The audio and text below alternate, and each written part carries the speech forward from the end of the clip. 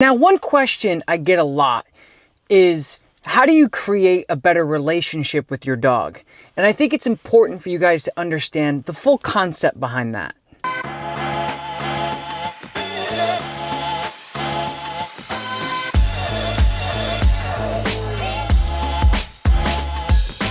Now, I'm going to go into the facility here today and I'm going to work with one of our board and trains and go over just how to start those very easy steps to create a better relationship with your dog. Now, before I go into that in depth, there's one thing I want you guys to think about. All you have to do is think of a bigger picture. But before we do that, I want to play a little something we call Tom's Trivia. It's a little special game I created for you dog lovers out there to see if you really know dogs or not. And the question of today for Tom's Trivia is simple. What breed is Lakota? What do you guys think she is?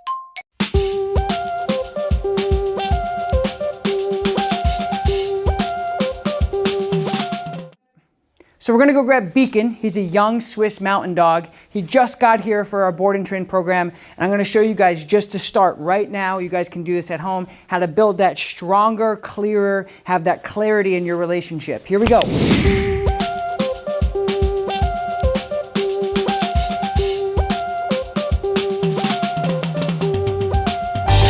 First thing I wanna do is just put him into that sit before he rushes out of the gate. So he's gotta go on my cue, not his. We're gonna do the same thing here. Brick. Good. So the reason why you do that is to just gain that structure. As he's going pee, we have a second to talk. Gain that structure. So if it's a crate, if it's a baby pen, if it's whatever he's in, a kennel he or she's in, all you're gonna do is say, hey buddy, we're gonna start the day with me in control. I know you wanna go outside. You even may have to go outside to go potty, but you just want to start that structure to say, hey, I'm going to let you outside. It sets the tone for your relationship and it sets the mood for the entire day.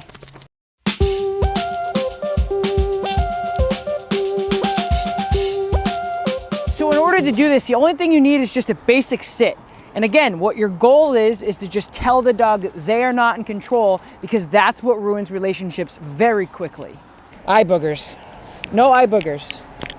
So I'm gonna do it again here really quick. We're just gonna go inside. Make sure you give yourself enough room when you swing the door that it doesn't bop the dog in the face and reset every second. So you're gonna bring him back a little bit. Beacon, sit. Good, sit. And again, threshold. He's gonna wanna say, I'm running in before you, it's party time. And I'm gonna say, I don't think so. He's just gonna be in his sit. I'm not gonna tell him to stay because he's under implied sits, which means he has to stay there until I say break. And the sit is implied, which means we don't have to apply the stay into that command. So we're just gonna open this door again and see what he does. Get his attention, he gets up. So we're gonna open this door and try this again. Good. I'm gonna close it. As you guys do this, you can build your thresholds and continue to get off. Continue to get better and better as you go. So if your dog is struggling with that, my trainers have already done some work with him and they did good and he's doing good. So he's a little bit more structured than a normal dog right out of the gate. So if you guys are struggling at home with constant bolting, take your time. This is something that really takes a lot of patience on your part and a lot of time. So give yourself enough time. If it's not working the first 5 minutes like it's working for here with me, that's okay. Take your time with this. So one other thing I should throw in there is you don't want to just get lucky either. When we do dog training, sometimes we get lucky. The dog does what we want and they don't really know what they did. So I would say do this maybe 3 times. You put the dog in a sit, you open the door, good sit, reward the dog. Now you don't have to, you're noticing a lot of people say, hey, you don't use a lot of food. A dog's chemicals in his brain goes off when he sees something he likes or he hears something he likes. So all I'm gonna do is just give him a good boy for that. I don't have to apply food.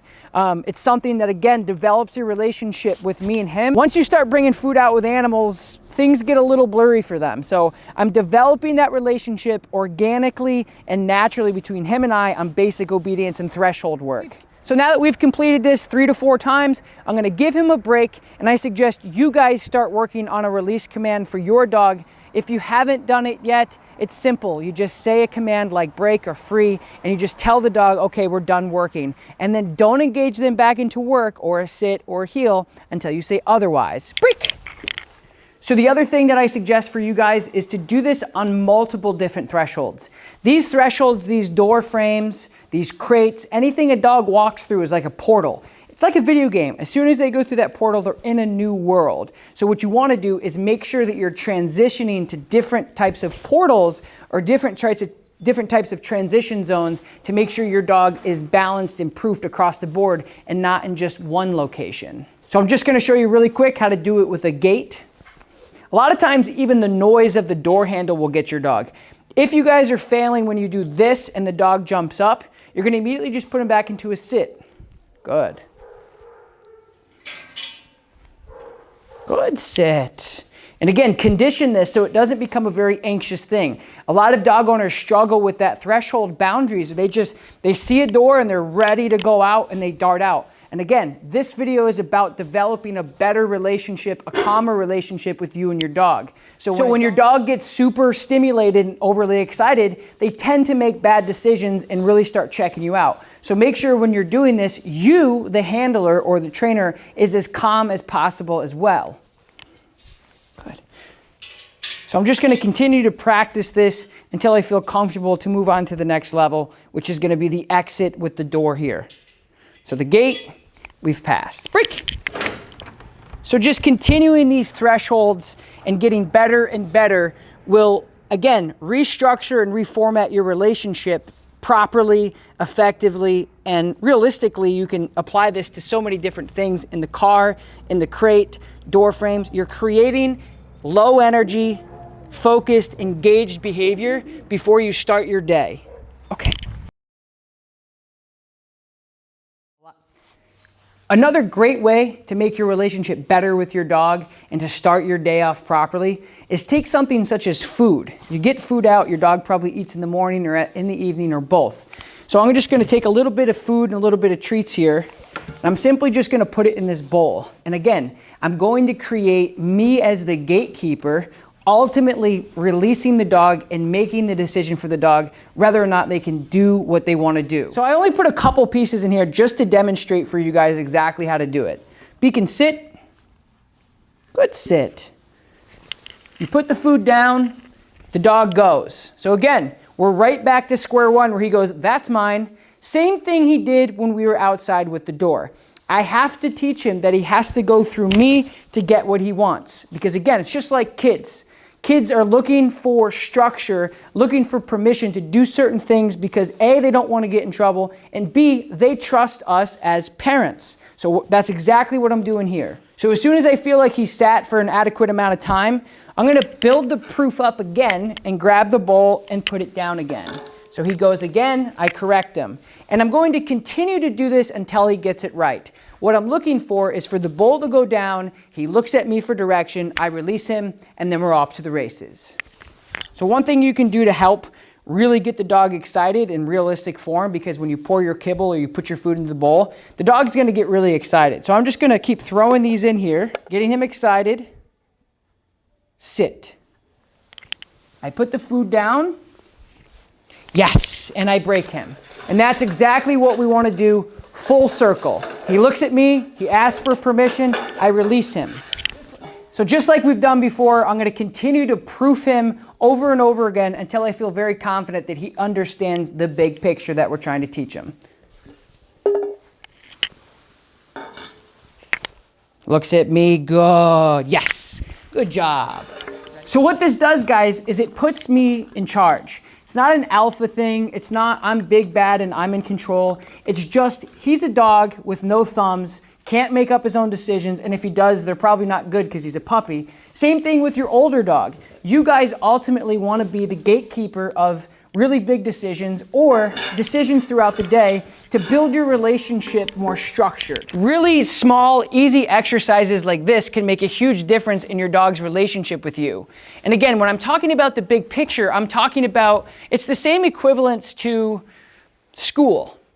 When you go to school, the big picture is your education. The small little battles that we're doing here today, science, math, gym, whatever it may be, these are the small little battles that really paint the big picture. So that's what I'm doing here today. I'm working on thresholds. I'm telling him, hey buddy, this is what you can and can't do. And what it does is it puts me in charge, and it's gonna start developing a response of, hey, can I or can I not?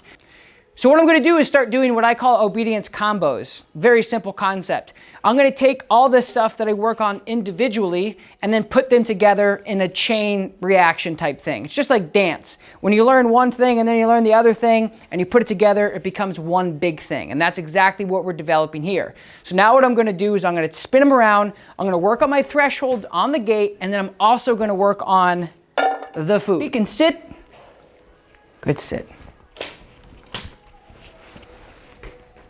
And again, I'm glad you guys saw that. He starts to get up. I give him a little body pressure. He puts his butt back down, and then I release the pressure by stepping away. Sit.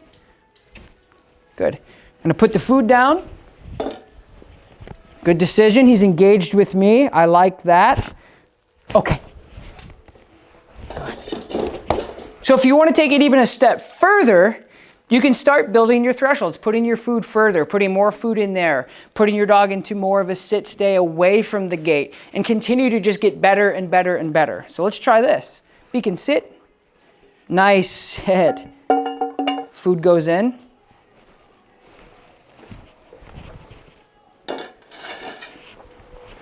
Good. Grab the food. I put it down a second time, which is even harder. I want engagement. That's my boy. Beautiful job. Okay, yes. Good job. Good job. That's like the number one thing I can suggest to any dog owner, whether it's a puppy or an older dog. Just start restructuring your relationship. Again, the micro of your dog reacting on the leash, barking at people, jumping, is a product of the bigger picture. It's bubbling up from a bigger picture. It's the fact that you can't even get your dog to simply sit down before you walk through the door, or just in trade, the dog actually just barging through and making decisions. Your dog's not gonna respect you. It's not gonna look at you for advice. It's not gonna look at you for, hey, what should I do next, if you don't practice it. So I hope you guys enjoyed this video, and if you did, don't forget, leave a comment below. Let me know what you guys thought of this video. Like, subscribe to my channel. We're gonna be uploading as much as we possibly can. Beacon, thank you, sir, for helping me out demonstrate the beautiful powers of thresholds and developing a better relationship with your dog. I'm Tom Davis, and I will talk to you next time. Peace.